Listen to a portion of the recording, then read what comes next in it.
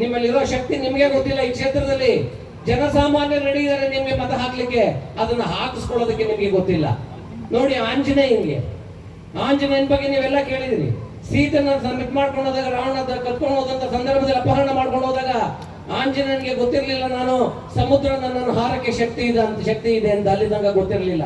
ಜಾಂಬು ಅಂತ ಹೇಳ್ತಾನೆ, ಆಂಜನೇಯ ನೀನು ಯಾಕೆ ಇಲ್ಲಿ ಸೇತುವೆ ಕಟ್ಟೋದಕ್ಕೆ ಪ್ರಯತ್ನ ಪಡ್ತಾ ಇದೀಯಾ? ನಿನಗೆ ಶಕ್ತಿ, ನಿನಗೆ ಇಂಥದ 4 ಸಮುದ್ರ ಹಾರುವಷ್ಟು ಶಕ್ತಿ ಆ ದೇವರು ನಿನಗೆ ಕೊಟ್ಟಿದ್ದಾನೆ, ನೀನು ಹಾರು ಅಂತ ಹೇಳ್ತಾನೆ. ಹಾಗೆ ಒಬ್ಬೊಬ್ರು ಆಂಜನೇಯನ್ ಕೊಡ್ಬೇಕಿಲ್ಲಿ.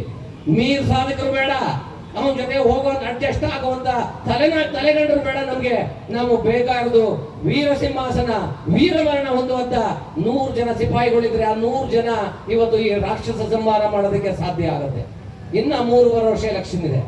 ನಾನು ನಿಜವಾಗ್ಲೂ ಹೇಳ್ತಾ ಇದ್ದೀನಿ, ನಿಮ್ಗೆ ಯಾರಿಗಾದ್ರೂ ಇಲ್ಲಿರೋರ್ಗೆ ಸ್ವಾಭಿಮಾನ ಅಂತಿದ್ರೆ ಸ್ಟೇಜ್ ಮೇಲೆ ಕುತ್ಕೋಬೇಕು ಅನ್ನೋ ಏನಾದ್ರು ಸ್ವಾಭಿಮಾನ ಇದ್ರೆ ನೀವು ಫಸ್ಟ್ ಅದನ್ನ ವಧೆ ಮಾಡಿ ಬನ್ನಿ. ಮತ್ತೆ ಕಾರ್ಪೊರೇಷನ್ ಚುನಾವಣೆನ ಗೆದ್ದು ಬರೋದಕ್ಕೆ ನಿಮಗೆ ತಾಕತ್ತಿದ್ರೆ ಬನ್ನಿ.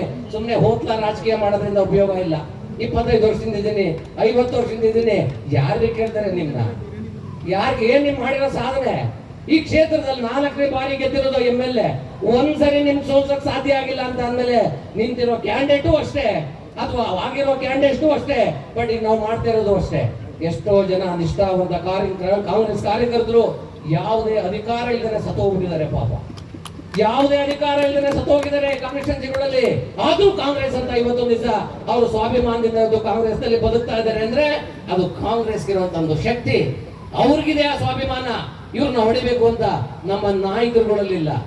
ನಮ್ಮ ನಾಯಕರುಗಳಿಲ್ಲದೆ ಇರುವಂತ ಒಗ್ಗಟ್ಟಿಲ್ಲದೆ ಇರೋದ್ರಿಂದ ಇವತ್ತು ಕ್ಷೇತ್ರ ನಾವು ಸೋಲ್ತಾ ಇದ್ದೀವಿ ಹೊರತು ನಮ್ಮ ಕಾರ್ಯಕರ್ತರಿಂದ ನಾವು ಸೋಲ್ತಾ ಇದ್ದೇವೆ ಅಂತ ನಾನು ಯಾವತ್ತೂ ಹೇಳೋದಿಲ್ಲ. ನಾನು ಯಾವಾಗಲೂ ಕಾಂಗ್ರೆಸ್ ಕಾರ್ಯಕರ್ತರ ಪರ.